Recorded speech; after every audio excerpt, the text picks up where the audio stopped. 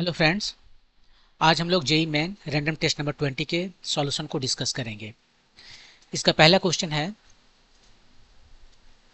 In Young's double slit experiment the distance between two slits is d is equal to 5 millimeter and the width of each slit is b is equal to 500 micron, मतलब micrometre. One slit is closed, ठीक है, and position of first and third minimum are marked on the screen.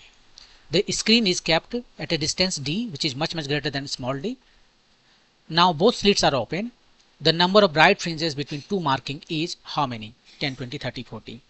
तो यहाँ पर दो चीजें हो रहा है, एक तो डिफ्रैक्शन हो रहा है और दूसरा इंटरफेरेंस हो रहा है। तो सबसे पहले हम डिफ्रैक्शन देखते हैं और उसके बाद इंटरफेरेंस को भी देखेंगे। डिफ्रैक्शन में क्या है कि एक स्लिट है ये, और यहाँ पर हमें ये स्क्रीन है, ये स्क्रीन पर इसका पैटर्न नजर आएगा। यहाँ पर जो पैटर्न नजर आएगा वो क्या है कि मैक्सिमम है, ये मैक्सिमम है, और उसके बाद में ये मिनिमम है, first minimum, second minimum, third minimum, ये घटते चला जाता है, first minimum, second minimum, symmetric होता है, ये घटते चला जाता है। तो ये जो है सो इसका m इक्वल टू 0 है, ये इसका फर्स्ट मिनिमम है, ये इसका सेकंड मिनिमम है, और ए इसका थर्ड मिनिमम है, और ऐसे करके आगे बढ़ता चला जाता है। सेम इस साइड में भी। यहाँ पर इसका जो विड्थ है वो बी है। यहाँ पर मार्क करना है, मार्क कर दीजिए। मार्क जो है 1 को मैंने मार्क कर दिया और 3 को मार्क कर दिया। अब जो है सो हम चलते हैं इंटरफेरेंस पर। अब इसको जो है सो दोनों स्लिट जो है सो ओपन करते हैं।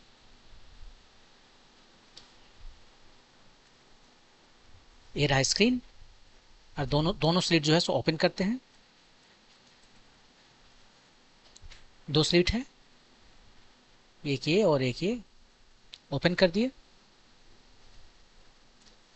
और उसके बाद में इस पर जो है सो अब क्या मिलेगा, इंटरफेरेंस मिलेगा। इंटरफेरेंस मिलेगा, पहले तो देखिए हम यहाँ पर ऐसे इस तरह से बनाते हैं। ये हमारा इंटरफेरेंस पैटर्न है जिसका सेंट्रल मैक्सिमम है। उसके बाद में ये कहीं पर मिलेगा इस तरह से, ये होगा n equal to 1 first order maxima, और ऐसे ही करते हुए आगे मिलेगा। तो मान लीजिए ये मिल रहा है आपको m इक्वल टू 10, ऐसे करके ये मिल रहा है आपको m इक्वल टू 20, और ये मिल रहा है आपको m इक्वल टू 30, और ऐसे सो ऑन। ये दोनों मार्किंग के बीच में कितने आएंगे वो पता करना है। तो क्यों ना हम ऐसा कर लें कि हम जो है इसका या तो लीनियर विड्थ ये निकाल लें या एंगुलर विड्थ निकाल लें। देखिए एंगुलर विड्थ का फॉर्मूला हमें पता है, तो हम उसी वहीं से क्यों ना निकाल लें। ये एंगल जो है इसको हम कहते हैं θ1, और इस एंगल को हम कहते हैं θ2। तो थीटा यहाँ पर कैसे निकालते हैं, ये जो डिफ्रैक्शन का मिनिमा के लिए हमारे पास फॉर्मूला है, उसके लिए जो हमारे पास फार्मूला है वो है b sine theta is equal to m lambda. Lambda wavelength है जो लाइट आ रहा है, और b इसका विड्थ है। और यहाँ से हम कह सकते हैं साइन थीटा बहुत छोटा है, थीटा बहुत छोटा है, तो साइन थीटा को थीटा लिख सकते हैं, हम m लैम्डा बाय b लिख सकते हैं। तो θ1 कितना हुआ, θ1 हुआ जस्ट लैम्डा बाय b, और θ3 कितना हुआ 3 lambda by b। θ1 first minima, theta इसको 3 कहते हैं, θ3 ये थर्ड वाला। तो ये दोनों के बीच में जो एंगुलर सेपरेशन है उसको डेल्टा थीटा कहते हैं, वो θ3 माइनस θ1 हो जाएगा, और इसमें से सब्ट्रैक्ट कीजिए तो आपको 2 लैम्डा बाय b मिल गया। ये डेल्टा थीटा है, angular separation between first and third minima. अब सेम चीज करने हम चलते हैं इधर, इस केस में इंटरफेरेंस के केस में।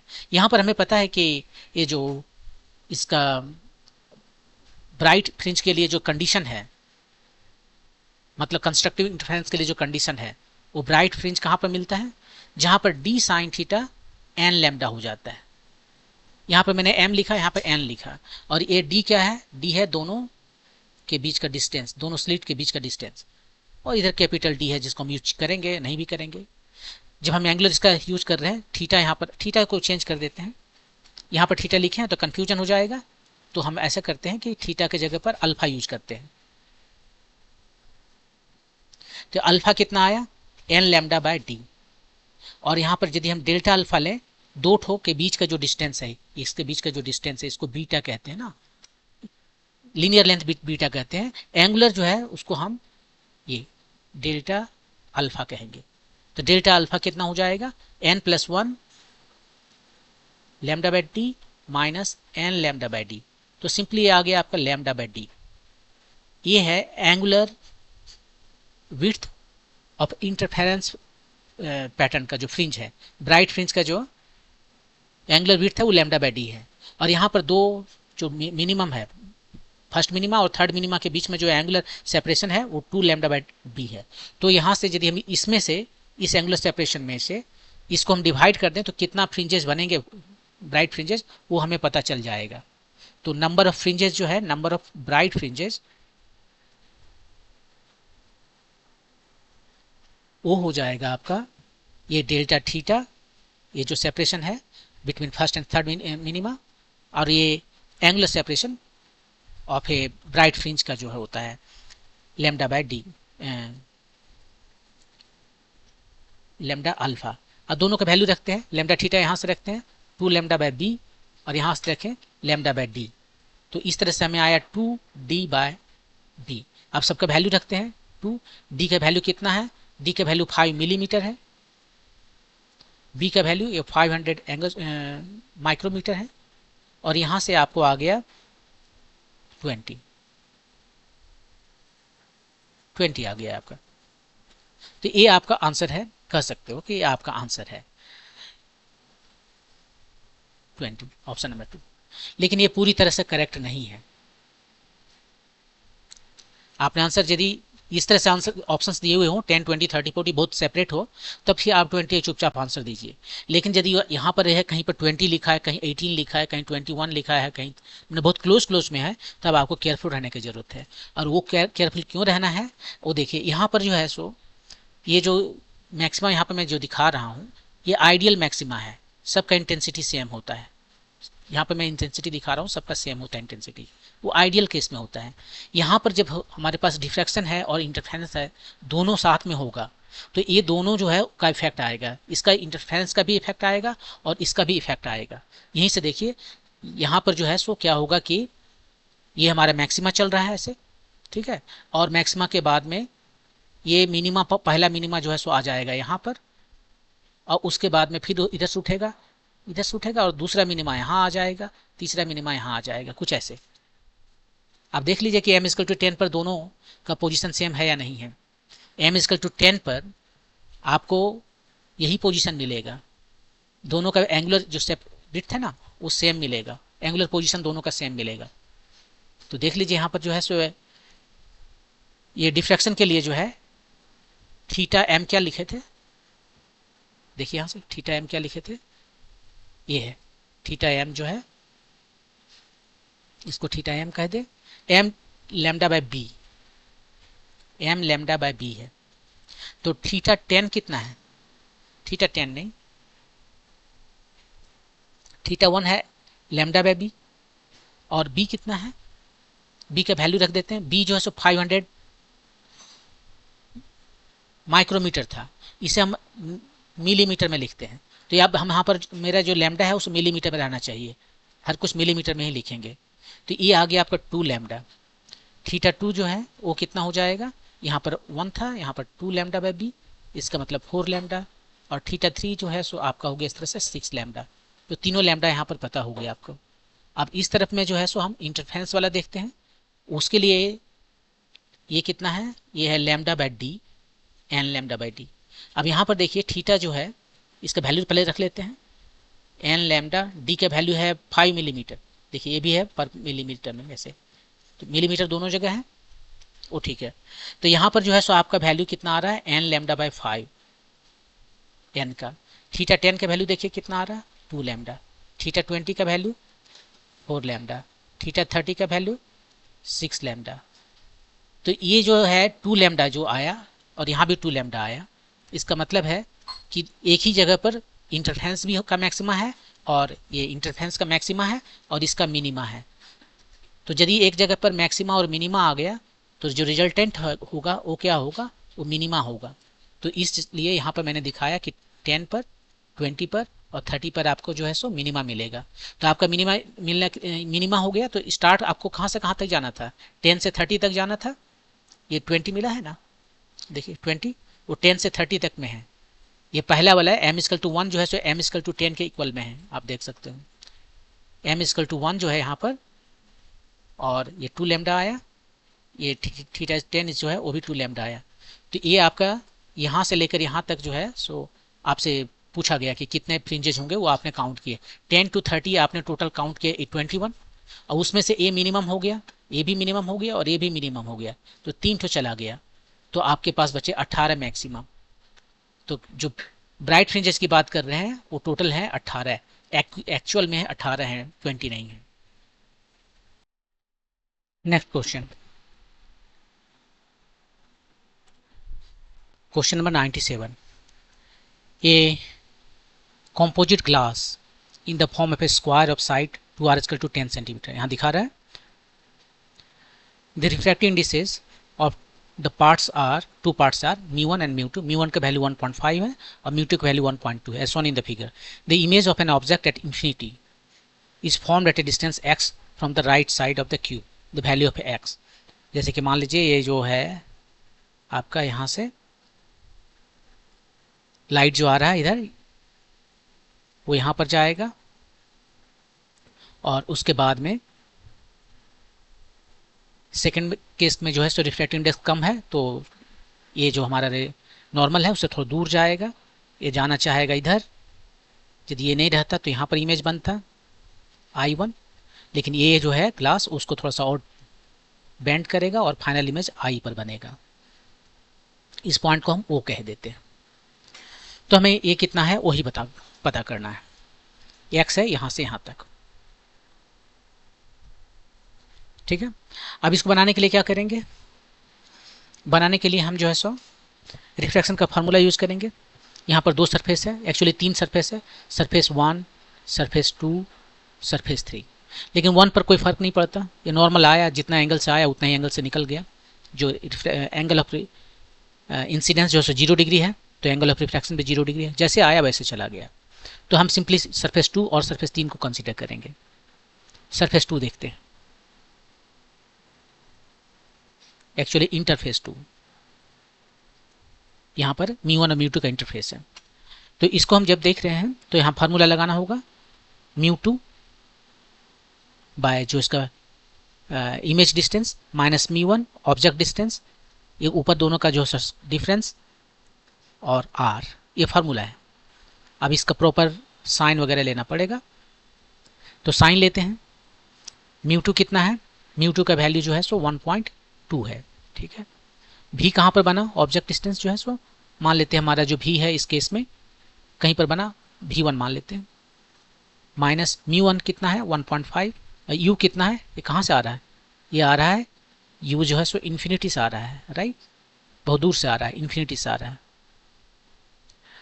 mu2 1.2 minus 1.5 bye r, r ये वाला r देखना है, पहले r जो है ये कितना है, वो तो r है यहाँ पर, और 2r जो है सो दिया हुआ है 10 सेंटीमीटर, तो r जो है सो 5 सेंटीमीटर हुआ, और इसका डायरेक्शन लेफ्ट साइड में है, ये r जो है सो कर्व इस तरह से है कि इसका सेंटर इधर है, तो ये माइनस में आएगा, राइट साइड में प्लस है, इधर प्लस है क्योंकि लाइट इधर से आ रहा है, और उसका अपोजिट में माइनस है, तो -5 आया।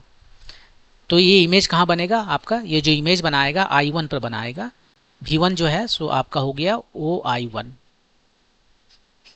वो आपको पता चल जाएगा।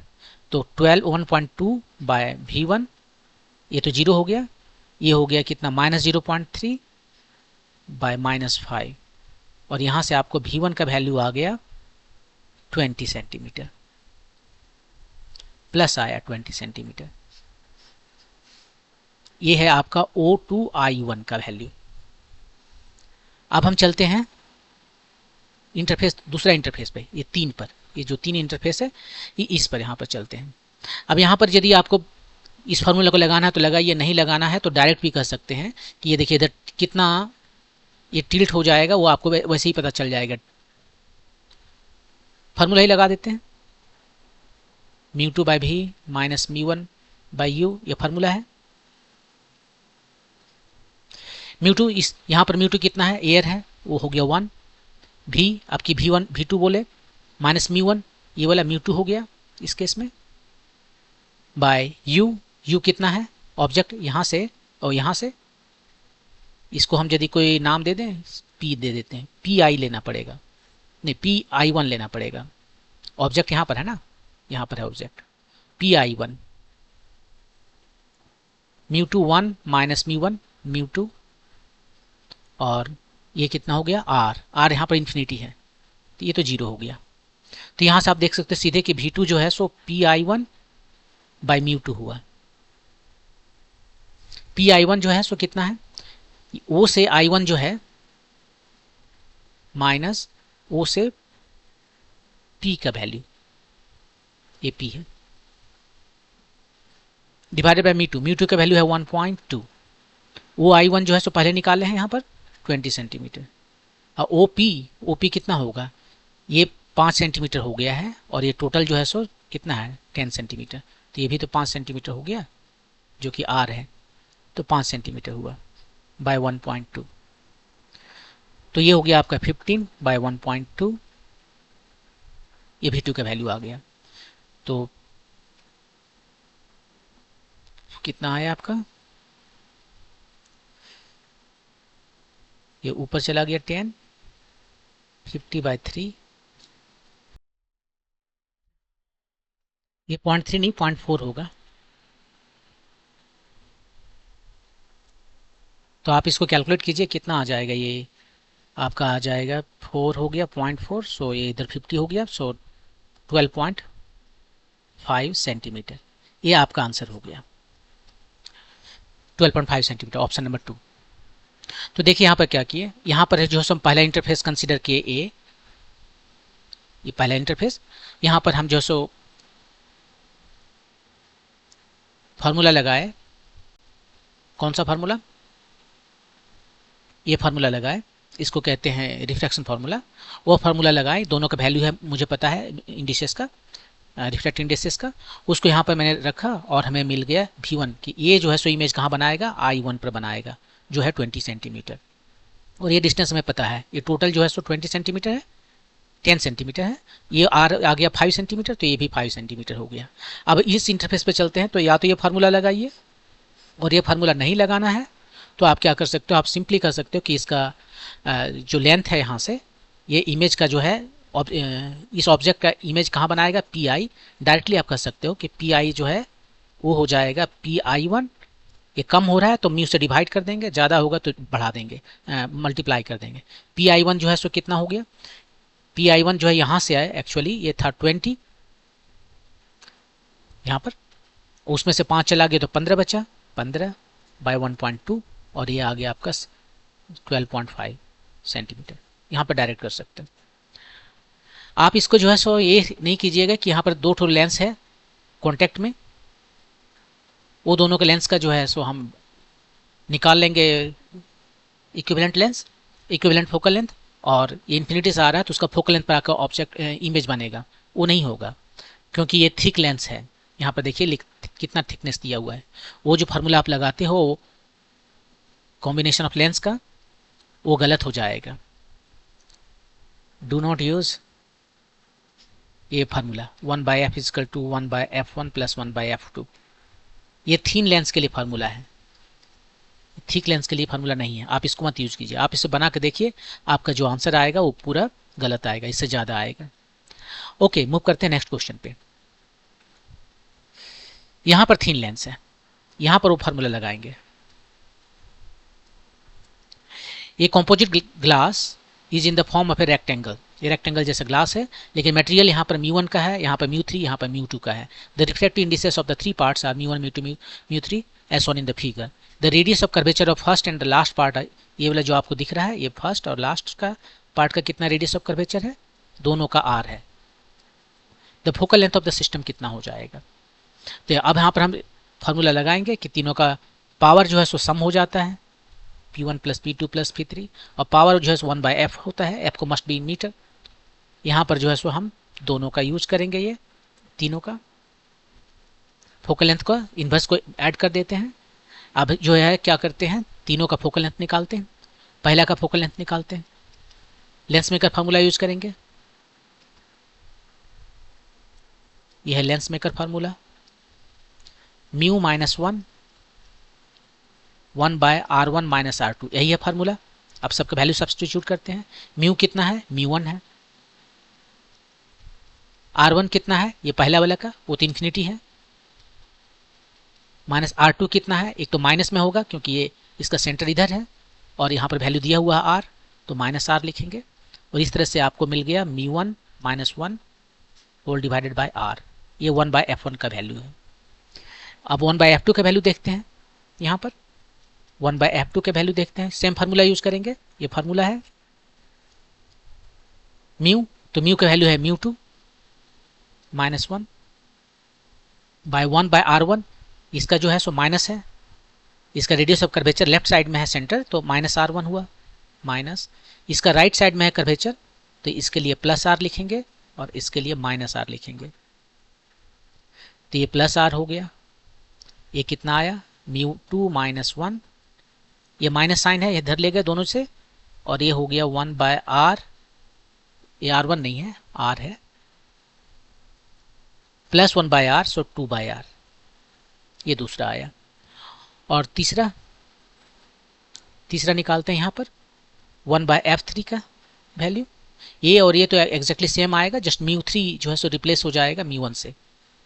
निकाल कर देख लीजिए, म्यू 3 माइनस 1, हम लेंस मेकर फार्मूला यूज कर रहे हैं, 1 बाय रेडियस ऑफ कर्वेचर, इसका देखिए प्लस r है, प्लस r, माइनस इसका इन्फिनिटी है, इन्फिनिटी।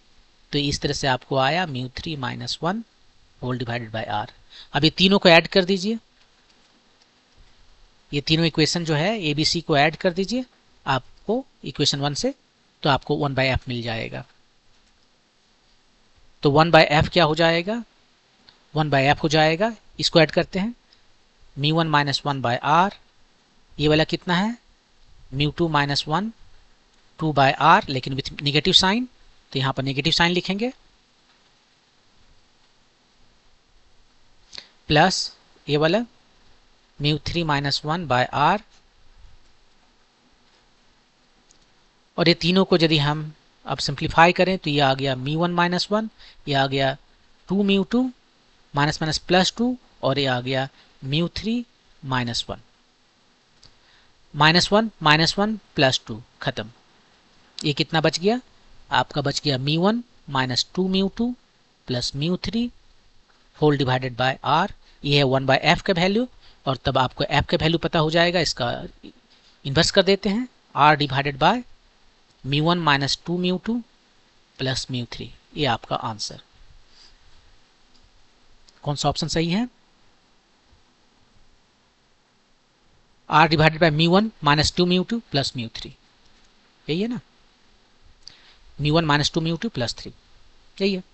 तो इसमें जो है सो थीन लेंस का फार्मूला जो है सो हम यूज करेंगे, ये वाला पावर जो है सो सम ऑफ इंडिविजुअल लेंस का पावर के बराबर होता है।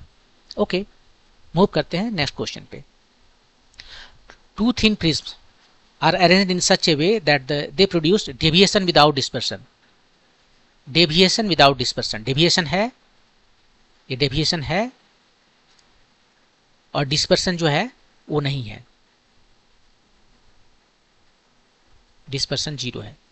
If the refractive index indices of yellow light and prism angles for two prisms are, ये दिया हुआ है, यहाँ पर वैल्यू दिया हुआ है, the average deviation कितना आएगा वो बताना है। ये देखिए आपका प्रिज्म है,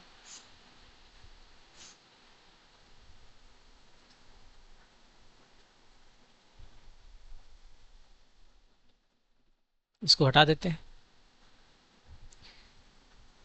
ये दो प्रिज्म है, इसका एंगल ऑफ प्रिज्म ए है, इसका angle of prism A prime है, ठीक है। अब यहां से कोई लाइट के चला,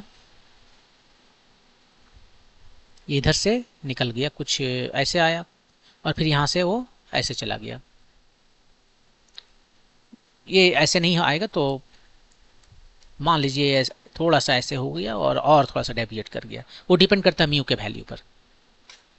और ये कौन सा लाइट है, ये येलो लाइट है। येलो लाइट ही बीच वाला लाइट है विजिबल लाइट का स्पेक्ट्रम का। इसका फ्रीक्वेंसी ऑलमोस्ट 5600 या 5800 होता है, जो कि दोनों के बीच में है, रेड और ब्लू के बीच में है। तो इसी को जो है सो हमें जब एवरेज डिविएशन देखना पड़ता है हम येलो लाइट को ही देखते हैं क्योंकि वो बीच वाला है। तो यहाँ पर जो डेविएशन टोटल डेविएशन आएगा वो आएगा डेविएशन 1 के वजह से और डेविएशन 2 के वजह से जो है सो सम आएगा। और यहाँ पर देखिए ये दोनों ऑपोजिट में है ना, इसका एंगल ऑफ प्रिज्म ऊपर है, इसका नीचे है। तो यहाँ पर जो है सो डेविएशन एक जो है सो पॉजिटिव डेविएशन देगा, दूसरा नेगेटिव डेविएशन देगा। ये नेगेटिव डेविएशन देगा। मैंने वैसे फिगर बनाया नहीं, यहाँ दोनों में ही पॉजिटिव लग रहा है। नहीं, ये तो ठीक है, ये नेगेटिव जा रहा है ऊपर, ये नीचे जा रहा था डेविएशन। ये वाला जो है सो यहाँ पर ये है पॉजिटिव डेविएशन। पहला वाला जो है सो पॉजिटिव डेविएशन दिया और दूसरा जो है सो नेगेटिव डेविएशन दिया। जो भी दिया सो हम लिखेंगे उसे। तो थिन लेंस है, यहाँ पर ए का वैल्यू देखिए कितना दिया है, 4 डिग्री है, 3 डिग्री है। ये छोटा थिन लेंस है, तो थिन लेंस के लिए जो डेविएशन है उसका फार्मूला हम सिंपली लिखते हैं म्यू माइनस 1 टाइम्स ए। और म्यू यहाँ पर जो है मुझे एवरेज डेविएशन देखना है तो येलो लाइट लेके चलेंगे, ये येलो लाइट वाला लेके चलेंगे। तो म्यू वाई माइनस 1 ए पहला का हुआ, और दूसरा जो है सो जिस तरह से अरेंजमेंट है ये नेगेटिव डेविएशन देता है तो माइनस लिख रहे हैं, mu I prime minus 1 A prime, ये दूसरा का। अब वैल्यू देखते हैं, म्यू आई का वैल्यू कितना है, फर्स्ट में जो है सो 1.5 है, ए का वैल्यू कितना है 4 डिग्री है, माइनस म्यू वाई का प्राइम जो है ये कितना 1.55 है, ये कितना डिग्री है 3 डिग्री है, 3 डिग्री, ये 4 डिग्री, ये कितना आ गया हाफ, हाँ ये हाफ आ गया, हमें से 4 गया तो 2 डिग्री आया, माइनस ये कितना आया 1.55 से 1 कम हो गया तो ये आ गया आपका 0.55 टाइम्स 3 डिग्री, तो 2 डिग्री माइनस 1.65 डिग्री, 0.35 डिग्री, ये डेविएशन है आपका average deviation 0.35 degree, option number 1। तो ये काफ़ी सिंपल था, सिंपल सा फार्मूला पर लगाना है कि दोनों की वजह से जो डेविएशन है उसको मुझे एडअप करना है। यहाँ पर पॉजिटिव डेविएशन ये इसने दिया और ये जो है सो नेगेटिव डेविएशन देगा, बस ये पॉजिटिव डेविएशन या नेगेटिव डेविएशन, और सबके वैल्यू लिख दिए। थिन लेंस है तो ये फार्मूला लग जाएगा थिन लेंस के लिए, थिन लेंस बोल रहा हूँ थिन प्रिज्म के लिए, और ये आपका आंसर आ गया। ओके, मूव करते हैं लास्ट क्वेश्चन पे। ये plane mirror of length L along the ground is kept vertically on the floor। मैंने आप जमीन पर खड़े हैं, आप जिस तरह से खड़े हैं ये मिरर को यहाँ पे खड़ा कर दिया है, लेकिन मिरर का लेंथ along the ground जो है, मैंने आप जिस डायरेक्शन में चलेंगे उस डायरेक्शन में ये L है। और उसके बाद में एक लाइट सोर्स रखा हुआ है, ये light source is kept in front of the mirror such that the mirror subtends angle θ1 plus θ2 as shown in the figure. यहाँ पर रखा हुआ है, ये एंगल जो है θ1 और θ2 दिया है। ये भी इस क्वेश्चन में एंगल θ1 θ2 दिया है, कभी कभी जो है सो ये डिस्टेंस दे देगा, यहाँ से इतना डिस्टेंस है, इसका लेंथ ये है, बीच में है, जो भी है, तो ये एंगल आप निकाल सकते हो। अभी यहाँ पर डायरेक्टली एंगल दिया हुआ है। ये person walks along the path parallel to the length of the mirror, इधर चलना शुरू किया, यहाँ पर कोई आदमी खड़ा होकर जो है इस पर चलना शुरू किया, इधर उधर चलेगा अपना, at a distance D from the mirror, ये जो डिस्टेंस है डी दिया हुआ है मिरर से इस पाथ का, ये जो लाइन है स्ट्रेट लाइन उसका distance. The length of the path where image of the light source can be seen, आदमी यहाँ पर आएगा तो देख सकता है, यहाँ पर जाएगा तो देख सकता है, इसके इधर जाएगा नो विजिबिलिटी, या इधर जाएगा नो विजिबिलिटी, यहाँ से देख सकता है, इतना दूर से वो देख सकता है, यहाँ पर रहेगा ऑफकोर्स देखेगा, यहाँ से वो इसको देख सकता है, इसका इमेज देखेगा, इसको नहीं देखना डायरेक्ट, इसको तो हर जगह से देख सकता है राइट, इसको नहीं देखना है, इमेज को देखना है। तो इमेज कैसे देखते हैं, इमेज देखने के लिए हम सबसे एक्सट्रीम सिचुएशन चलते हैं, इधर से लाइट आएगा, लाइट आने के बाद में ये रिफ्लेक्ट होके यहाँ पहुंच जाएगा, और ये कौन सा लॉ फॉलो करेगा, लॉ ऑफ रिफ्लेक्शन। वो कहता है कि ये एंगल ऑफ, देखिए ये यदि थीटा है, θ1 है तो ये भी θ1 होगा, तो यहाँ पर लॉ ऑफ रिफ्लेक्शन यूज होगा। लॉ ऑफ रिफ्लेक्शन का दो लॉ है, दूसरा लॉ कहता है कि angle of incidence is equal to angle of reflection है, तो ये θ1 तो ये भी θ2। सेम सिचुएशन जो है सो दूसरा तरफ भी देखेंगे, इधर से लाइट गया एकदम कॉर्नर में पहुंचा और ये इधर निकल गया, यहाँ पर भी देख लेंगे, ये θ2 होगा अल्टरनेट एंगल, तो लॉ ऑफ रिफ्लेक्शन से ये भी θ2 होगा। ठीक है, और इस तरह से हमने ज्योमेट्री यूज किया। यहाँ पर फिजिक्स के नाम पर बस इतना ही है कि लॉ ऑफ रिफ्लेक्शन जो है, लॉज ऑफ रिफ्लेक्शन, यही फिजिक्स के नाम पर है, वरना सब कुछ तो ज्योमेट्री है यहाँ पर। अब यहाँ से जो है मुझे ये P कहे इसको और इसको Q कहें, P और Q के बीच का जो डिस्टेंस है वो बताना है। देखिए ये डिस्टेंस कितना हुआ, ये L हो गया, ये डिस्टेंस जो है वो हो गया L। ओके, ये डिस्टेंस कितना हुआ, ये θ2 है, ये डिस्टेंस कितना है D है, तो ये हो जाएगा D tan θ2। किसी भी राइट एंगल ट्रायंगल में यदि आपको बेस पता है और ये एंगल पता है तो ये अपने आप हो जाता है D tan θ। देख लीजिए tan θ कितना होता है, tan θ होता है x/L D, क्रॉस मल्टीप्लिकेशन कीजिए, x = D tan θ। यही फार्मूला यहाँ लगा रहे हैं, ये आपको पता होना चाहिए, और इससे क्या होगा कि कैलकुलेशन करना इजी हो जाएगा। यहाँ पर भी सेम है, ये D है और ये एंगल θ1 है, तो ये हो जाएगा D tan θ1। टोटल लेंथ कितना आ गया, PQ जो पूछ रहा है, PQ हो गया यहाँ पर D tan θ2, D tan θ1 और L plus D tan θ1 plus tan θ2। ये तो ज्योमेट्री है क्लास 9-10 के जैसा। लॉ ऑफ रिफ्लेक्शन तो 9-10 में भी लोग पढ़ते हैं, तो इसमें तो कुछ है नहीं। तो ऑप्शन नंबर जो है सो आपका आ गया 4। तो ये था क्वेश्चन रैंडम टेस्ट नंबर 20 का सॉल्यूशन, और इसमें सारे के सारे क्वेश्चन ऑप्टिक्स से थे। कहीं पर यदि कोई डाउट हो तो आप कमेंट सेक्शन में लिख सकते हैं, हम उसे सॉल्व करेंगे, उसे क्लियर करेंगे। Thank you.